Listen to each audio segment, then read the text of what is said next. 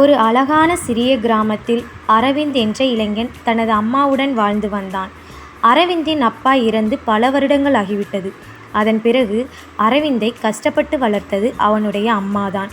தனக்கு எவ்வளவு கஷ்டம் இருந்தாலும் அதனை மகனிடம் காட்டாமல் அவனுடைய எதிர்காலத்தை பற்றி மட்டுமே நினைத்து கொண்டிருந்தாள்.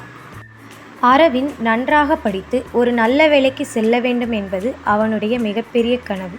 அவனுடைய அம்மாவுக்கும் ஒரு கனவு இருந்தது. என் பையன் நல்ல நிலைமைக்கு வர வேண்டும், அவன் சந்தோஷமாக வாழ வேண்டும். அதற்காக தன்னால் முடிந்த அனைத்தையும் செய்தாள். ஒரு நாள் அரவிந்துக்கு நகரத்தில் ஒரு பெரிய நிறுவனத்தில் வேலை கிடைத்தது. அந்த செய்தியை கேட்டதும் அவன் மிகவும் மகிழ்ச்சி அடைந்தான். அம்மா, இனிமேல் நம்ம கஷ்டமெல்லாம் முடிஞ்சிடும், நான் உங்களை நல்லா பார்த்துப்பேன் என்று சொன்னான். அம்மாவின் கண்களில் சந்தோஷ கண்ணீர் வந்தது. எனக்கு வேற எதுவும் வேண்டாம் கண்ணா, நீ நல்லா இருந்தாலே போதும் என்றாள். அரவிந்த் நகரத்திற்கு சென்றான். ஆரம்பத்தில் தினமும் அம்மாவிடம் தொலைபேசியில் பேசினான். அம்மா சாப்பிட்டீங்களா, நல்லா இருக்கீங்களா என்று தினமும் கேட்டுக்கொண்டிருந்தான். அம்மாவுக்கும் மகனுடைய குரலை கேட்பதே மிகப்பெரிய சந்தோஷமாக இருந்தது. ஆனால் நாட்கள் செல்ல செல்ல அரவிந்தின் வேலை அதிகமாகிக் கொண்டே போனது. முதலில் ஒரு நாள் போல் ஃபோன் செய்யவில்லை. பிறகு 2 நாட்கள், அதன் பிறகு ஒரு வாரம் கூட அம்மாவிடம் பேசாமல் போய்விட்டது. அம்மா மட்டும் தினமும் இரவு ஃபோனை பார்த்து கொண்டே இருப்பாள். இன்று என் பையன் ஃபோன் பண்ணுவானா என்று காத்திருப்பாள். ஆனால் அந்த ஃபோன் அமைதியாகவே இருந்தது. ஒரு நாள் வீட்டை சுத்தம் செய்து கொண்டிருந்த அம்மாவுக்கு ஒரு பழைய மரப்பெட்டி கண்ணில் பட்டது. அது பல வருடங்களாக திறக்கப்படாமல் இருந்தது. அந்த பெட்டியை மெதுவாக திறந்தாள். அதற்குள் அரவிந்தின் சிறு வயது நினைவுகள் இருந்தன. அவனுடைய முதல் பள்ளி புத்தகம், முதல் பரிசு, பழைய புகைப்படங்கள், அவன் சிறுவனாக இருந்தபோது அணிந்திருந்த சிறிய சட்டை. ஒவ்வொன்றையும் பார்த்தபோது அம்மாவின் முகத்தில் ஒரு புன்னகை வந்தது.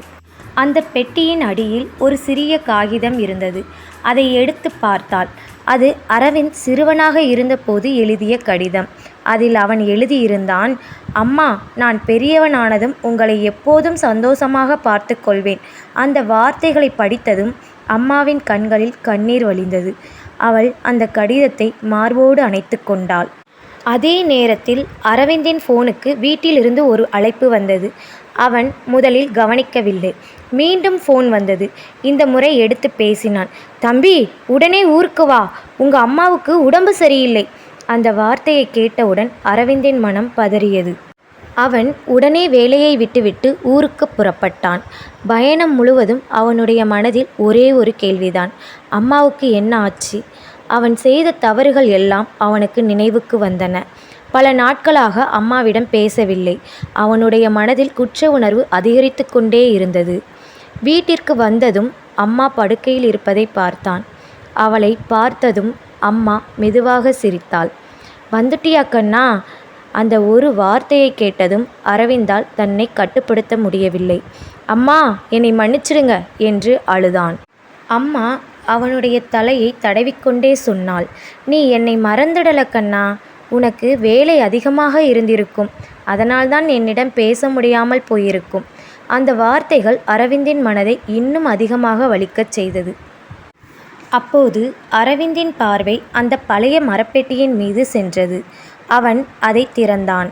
அதற்குள் இருந்த அந்த பழைய கடிதத்தை எடுத்தான். அம்மா, இதை நான் எப்போது எழுதினேன்? அம்மா மெதுவாக சிரித்தாள்.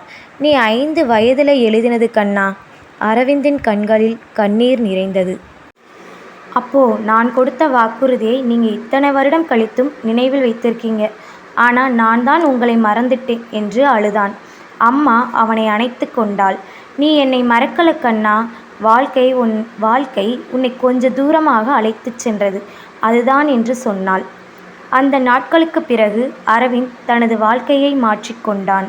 வேலை முக்கியம், பணம் முக்கியம், வெற்றி முக்கியம். ஆனால் தன்னை வளர்த்த அம்மாவுக்கு நேரம் கொடுப்பது அதைவிட முக்கியம் என்பதை புரிந்து கொண்டான். அவன் தினமும் வேலை முடிந்ததும் அம்மாவிடம் பேச ஆரம்பித்தான். சில மாதங்களுக்கு பிறகு அம்மாவையும் தன்னுடன் நகரத்திற்கு அழைத்துச் சென்றான். அந்த பழைய மரப்பெட்டியையும் அவன் தன்னுடன் எடுத்துச் சென்றான். அந்த பெட்டிக்குள் இருந்தது பழைய பொருட்கள் மட்டுமில்லை, அவன் சிறு வயதில் கொடுத்த ஒரு வாக்குறுதியும் இருந்தது.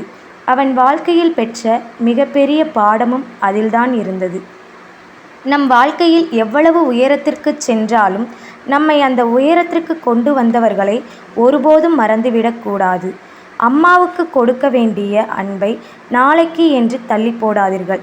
ஏனென்றால் நமக்காக காத்திருக்கும் அன்பான இதயம் எப்போதும் நம்மை காத்திருக்காது.